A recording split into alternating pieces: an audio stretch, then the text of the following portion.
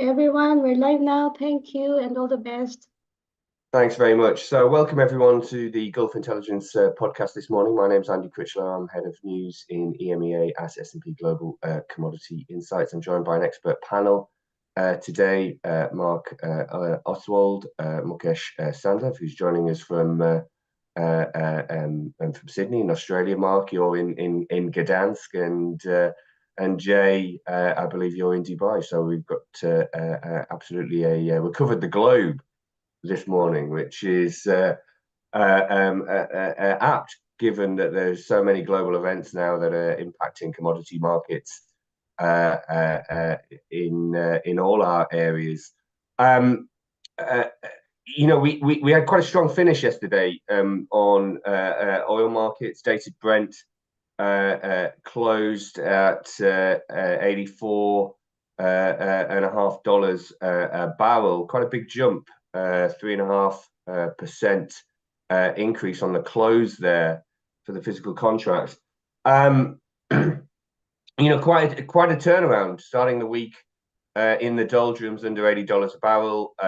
Lots of pessimistic economic news. I mean, on the face of things, have we turned the corner for oil prices now, heading sort of as we get really into the middle of the first quarter? I'm going to go to you first, Mukesh, on that question in Sydney. What's your view down under?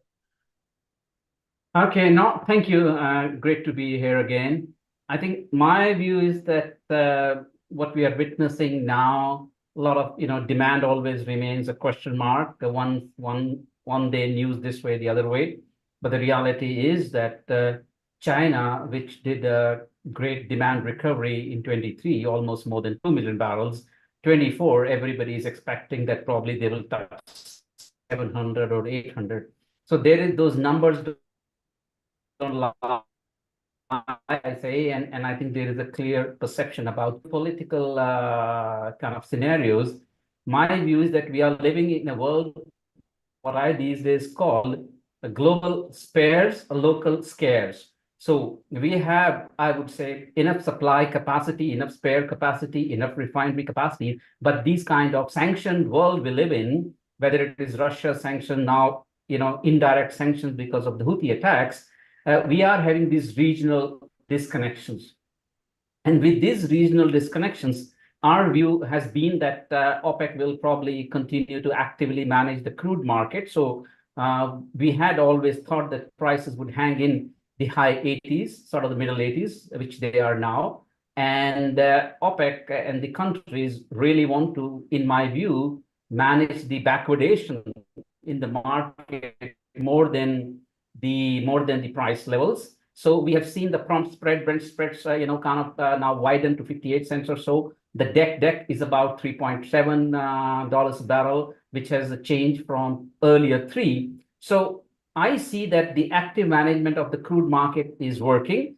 The only interesting bit which I can explore later is that I do believe that with all these Houthi sanctions and Houthi situation, there will be more active management of the product markets. So whatever we talk about demand not performing, I think the management of the market in some way will keep the prices, whether it is crude or products, at an elevated level. So I think that's my summary, Andy, that we are not going away from these high 80s levels anytime soon.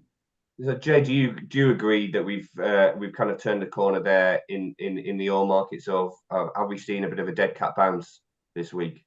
So, I mean, I wouldn't say we've turned the corner. I think it's more an appreciation of what's happening on the fundamental side of things. And actually, when we look at what's happened with seaborne crude exports, particularly with our latest data in January, we actually see global exports of crude are lower than they were in December, and by quite some extent.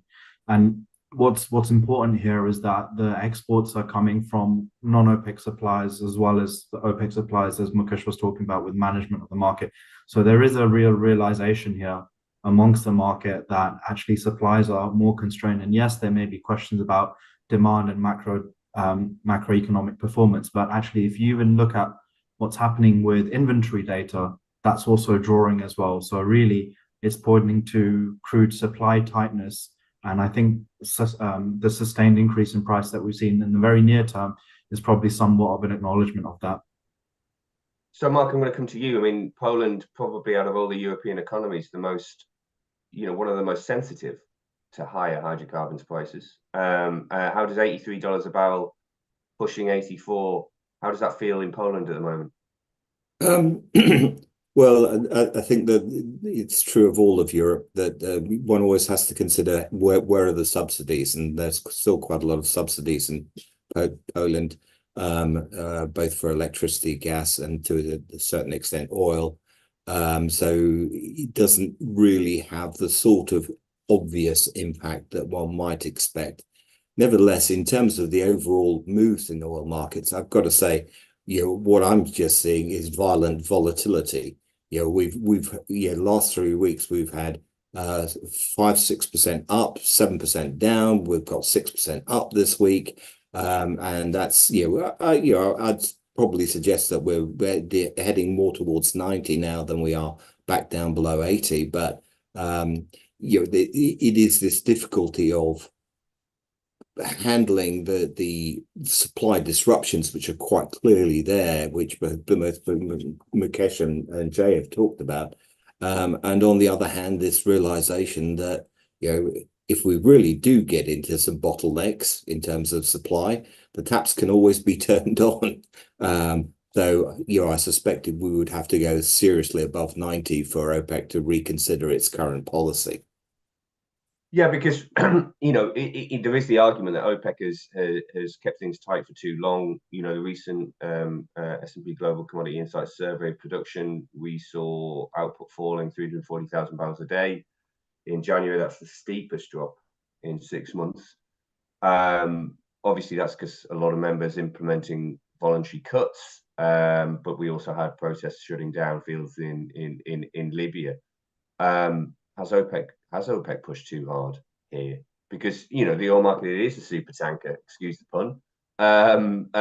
It's hard to turn around, and it's very easy for them to lose control on the market on the upside, and then we get this heavy spike in prices driven by shortage of supply. Now I know that that's hard to talk about when on the one side, in the US we've had coming off the back of a record year for production, and then you have non-OPEC producers like Brazil, new producers like Guyana, all talking about ramping up. But it's still a fact that OPEC Plus is the only institution with barrels on the sidelines that can come into the market at any time or walk off the field at any time. Jay, I'm going to come to you on that question. Yeah, sure. Andy, great question. I think what we need to mention here is that the main lever that gets talked about in the market is OPEC production, what's happening with their headline production numbers and agreements on that. But actually, there are many levers at place which OPEC is working on. And I think one of the key things we need to remember here is OSPs are crucial for this, right?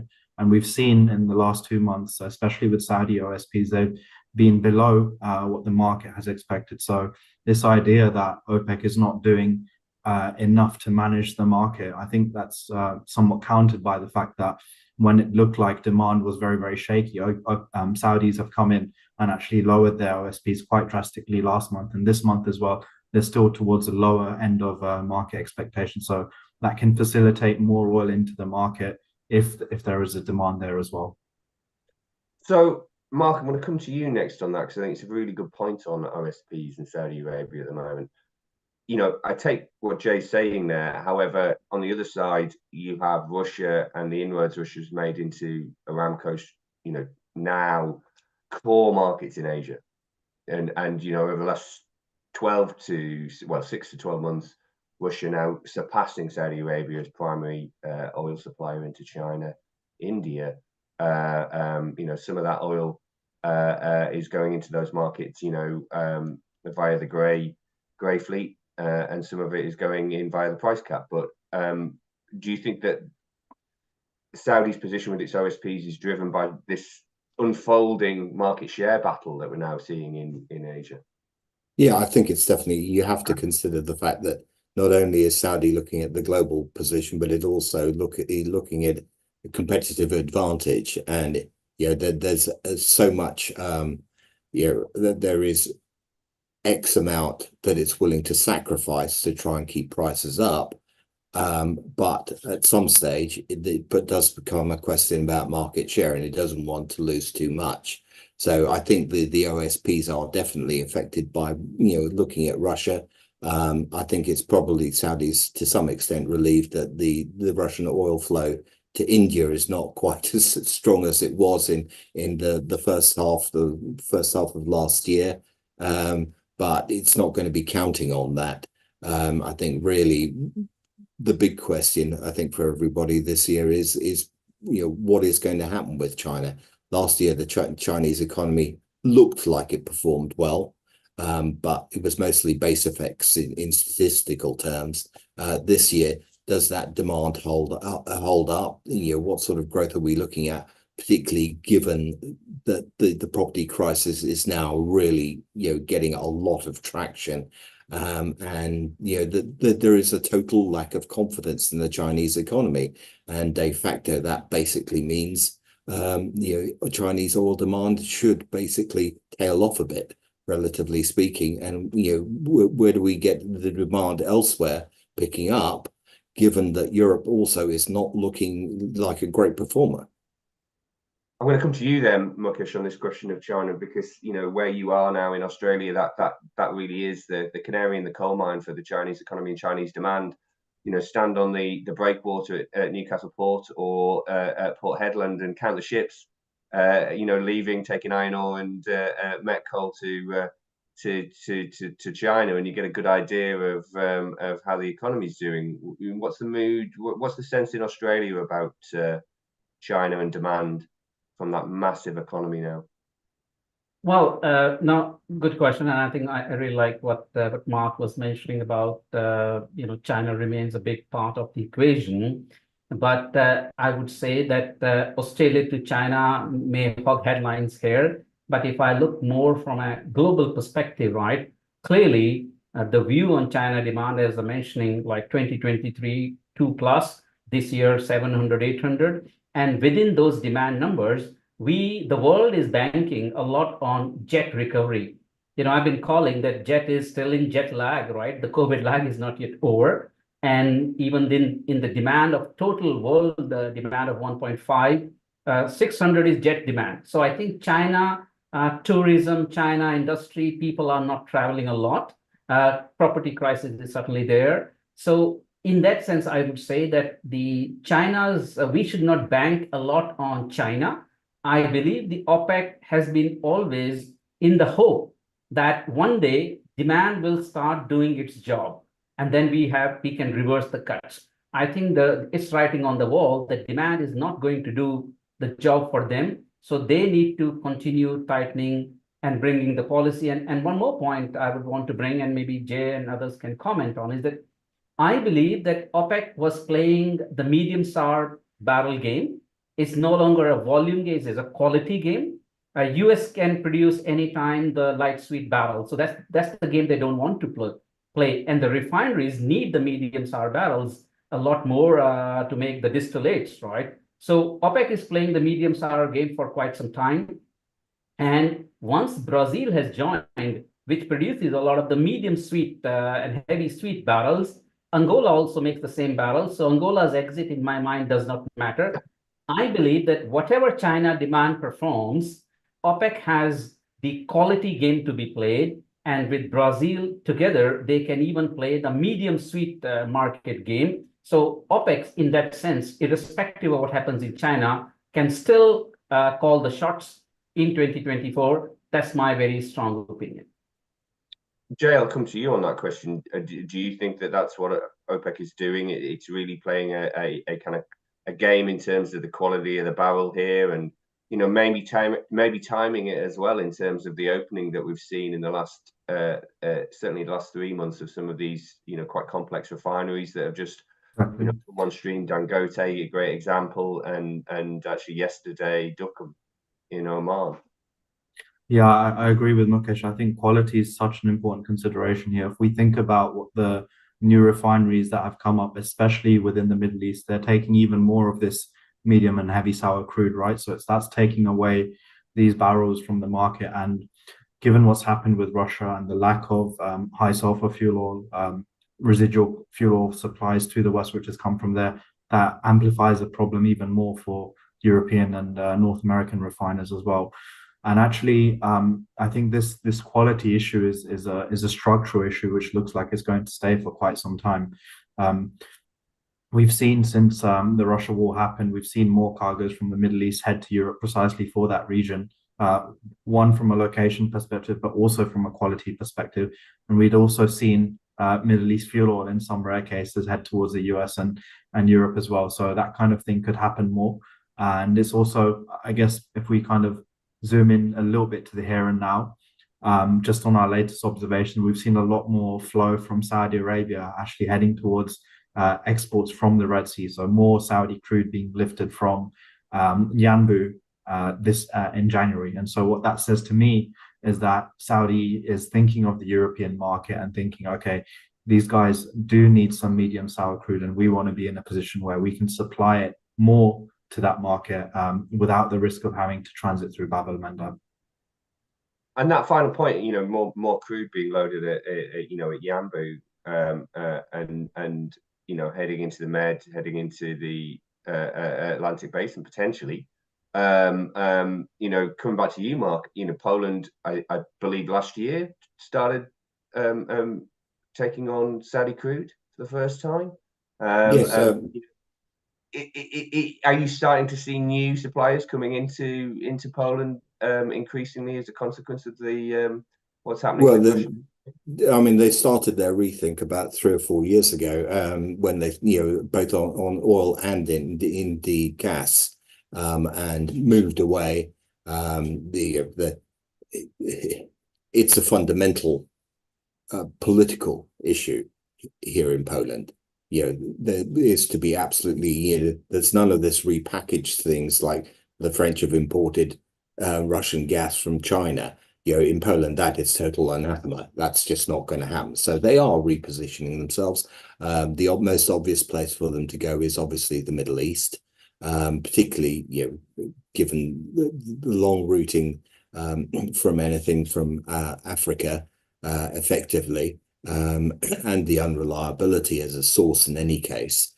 So yes, they are looking elsewhere, and the shift is, I would say, has already been made. There's no question about it. It's other countries in Europe which one probably has to consider how much are they changing. The countries like Hungary, like Germany, which are probably more material in seeing how much the demand is rebalancing geographically. Because there really isn't, what we haven't talked about here is risk premium. You mentioned there, Jay, the Red Sea. It's the first time we mentioned the Red Sea since we started the conversation today. Lots of attacks on shipping, low intensity, probably designed to create lots of media publicity. And we're going to go to the survey question soon on how long we feel Red Sea disruption is going to last, over a period of time. But lots of attacks that have caused, a lot of noise, a lot of publicity, but relatively low intensity. Although some vessels have been damaged, and no one wants to see seafarers, their lives put in danger. But the actual impact on the markets and potential for disruption seems to have been limited. Is that really the case, or should we be more concerned? I'll stay with you, Mark, first on that one. It's interesting because I'm sitting on both sides of the agri and the energy side. The people more concerned about the disruption to agri, where the flow actually through the Suez Canal is very limited if you look at the percentage of global flows, whereas gas and oil far more. The disruption actually has been, relatively speaking, limited, and I think to a large extent it's a lesson from the last 2 to 3 years to a certain extent. Since COVID started, that basically things can be rerouted at a price, obviously, And so I think markets are looking at the overall supply situation, and they're obviously looking at the same time as the level of potential disruption. But what we've got now, I think, given the escalation, given the rhetoric coming from Netanyahu, it is a fear that actually, after getting over that first moment in the Israel Hamas conflict, where people basically said, yeah, this isn't really going to have, they had the knee-jerk reaction, then it came off immediately because they just thought it wasn't going to spread wider. Now that concern is starting to rise. And I think that's one of the key aspects that's supporting oil prices overall, that people are factoring in an ever greater risk premium. But it's creeping. At the moment, people feel like there's not really an appetite for a really much broader conflict, which would be more disruptive. But what they're basically saying, well, if we said the probability was 10%, 2-3 months ago, now we're looking at 40. So Jay, do you think the heat has come out of this debate over an escalation and just overall the potential for the Red Sea to get worse than it already is? So I'm by no means a geopolitical expert, but I look at ships and I look at oil a decent amount, and based on what we see, there are plenty of ships that have rerouted and they still continue to reroute. I think it's really important to just separate the issue of rerouting into like two main markets here. So effectively, if we say Russian oil is kind of going through largely business as usual from the Red Sea, and some Middle East origin cargoes are still going through as usual, but actually most of the rest of the market has diverted, is now taking Cape of Good Hope or longer transit routes to get from east to west and west to east. I think that issue looks like it's going to stay. Having spoken to a few people in the market, they're not expecting anything to change drastically anytime soon. Just let me just interrupt you as well on that, just because sure thing. Kind of where do you see that affecting bunker fuel? Is there going to be a long-term impact in draw? I think the bunker fuel impact has already started, right? We see cracks for VLSFO have lifted already, and we see demand for bunker fuels coming up in places which are not traditionally key bunker fuel hubs, places around Namibia, places like Sri Lanka. I've been hearing a lot more bunker demand is emerging there, directly on the back of rerouting. So that kind of thing is probably going to sustain. And I guess if we extend this argument a little bit further from the price impact, if trade is generally becoming more inefficient, then what that means is prices go up and the consumer price goes up as well. So we've seen already a reaction when it comes to diesel cracks, to an extent jet fuel cracks as well, which in our analysis is probably the most affected product proportionally from Red Sea diversions. So Mukesh, coming to you on that question, I mean, certainly in Australia where, the dependency on seaborne freight, I mean, how is this Red Sea issue affecting the outlook there? No, I think as Jay said that this is we are probably living in a world of geopolitical fatigue or numbness, right? Number one. I would also say that this is a big year of elections. 70 elections is what I read, and 4.5 billion people. So my view is that when a lot of the big world leaders are so domestically focused, it is unlikely that they will come back and resolve this situation. This also tells me that unlikely this will escalate. So my view is that 6 months, US election, a lot of other elections, we will stay in this kind of a proxy war, targeted attacks, tit for tat, but no big escalation. And as Jay mentioned that the world will, we have enough spares in some ways of supply of refining capacity. The world will adjust. The key point I would also want to make here is that it's Europe which is in the real triple bind in my mind. When the Russia sanctions happened, Europe lost gas, Europe lost crude, Europe lost sort of products. And who supplied to Europe? US increases gas to Europe. US increases really WTI crude. Now this Houthi situation, Red Sea, is kind of another sanction sort of a system in the world which hurts the Europe. And the Indian diesel, which was going about 80% drop to Europe. And product market, in my mind, is going to be more affected because of these situations, given the freight. We are in a backwardated market, so nobody wants to add 20 days of travel on a ship. In a contango market, maybe somebody might do, but in a backwardated market, putting 20 days extra on a ship would not be there. So it's the product markets which I believe is going to stay affected. And Europe now is leaning a lot more toward the US for products. So diesel exports from US to Europe is now again, very high. So I see from Russia, which was doing gas, crude products to Europe, it's a 180-degree turn towards all three lines toward the US. So in some ways, indirectly, I see US is still coming out from certain perspectives a bit of a winner. And it's the summer of 2024. If this crisis lasts, then we will see the real impact. Right now, we are in a period of, I would say, not the peak summer demand in the US and other places, a lot of seasonal weather issues. So summer of 2024, if these things last, I think then we will see the real impact of this whole Red Sea situation.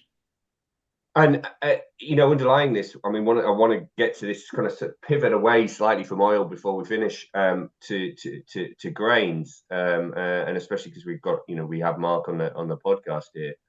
The starting thing is grain prices are in the doldrums. Wheat, hitting floors, which seems to be very kind of counterintuitive to still this. I mean, Ukraine, the breadbasket of Europe, still under huge pressure.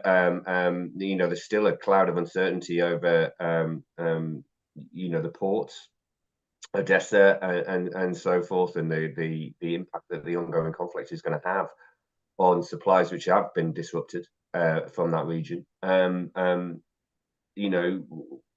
How do you see that? I mean, weather cycles as well have an issue to play in this. Whether we get a strong La Nina weather effect this year. How is that shaping up, Mark?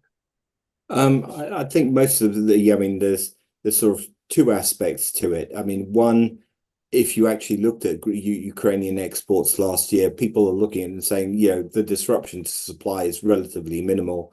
Then you look at the extra supply that is coming out of Latin America, with people expecting the Argentine crops to be a lot better this year, Brazilian crops to continue booming.